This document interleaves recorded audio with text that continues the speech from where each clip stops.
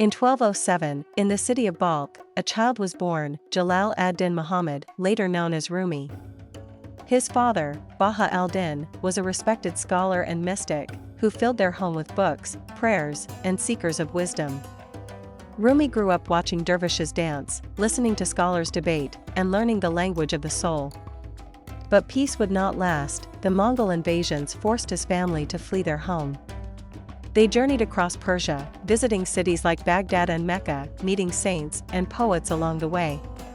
Each step of the journey left a mark on young Rumi's heart, shaping his view of the world. At last, they reached Konya, a crossroads of cultures and faiths, where Rumi would grow into a scholar, a teacher, and something far greater.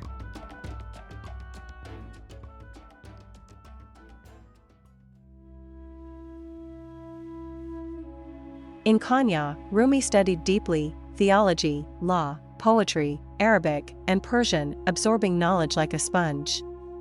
Guided by his father, and later by master scholars, he quickly rose in rank as a teacher and jurist. People from across the region came to hear his sermons, full of clarity, passion, and wisdom. But behind the scholar's calm eyes burned a thirst for something more, something beyond books and words. Rumi longed for connection, for divine love, for the truth that could not be taught, only felt. Though admired as a teacher, he was still waiting for the teacher of his soul.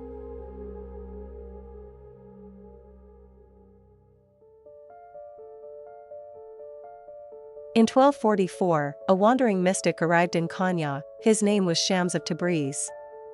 He was bold, intense, and unlike anyone Rumi had ever met. When they spoke, it was like lightning struck, two souls recognizing each other across time. Shams shattered Rumi's world, pulling him away from status, rules, and formality. They spent days and nights in deep conversation about love, surrender, and God. Rumi no longer preached, he listened, danced, wept, and wrote. From their bond, a fire was born, and with it, a poet awakened.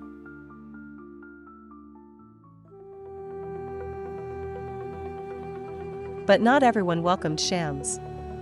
His presence stirred jealousy among Rumi's followers and family. One night, Shams disappeared, without a word. Rumi was heartbroken. He searched for him in cities and silence, but found only absence. That pain, unbearable and sacred, became ink.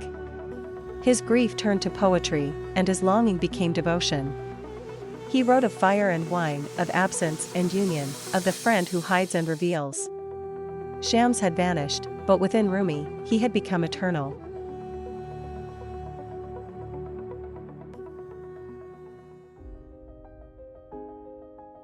Rumi began to teach again, but now, with his heart on fire. He no longer spoke only of law, but of love, surrender, and the soul's journey to the divine.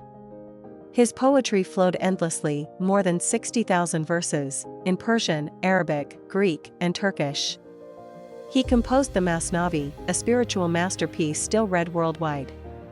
And he danced, the whirling dervish born from his grief and ecstasy. Through spinning, music, and poetry, he invited the world into the rhythm of the universe, a path of love over fear.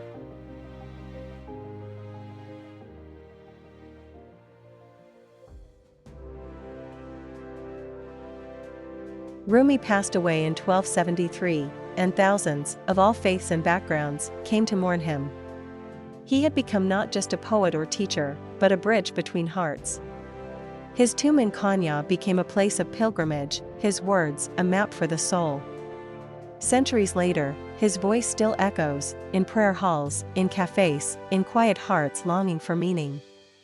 Rumi taught us that love is not a feeling, it's the path, the purpose, the divine itself.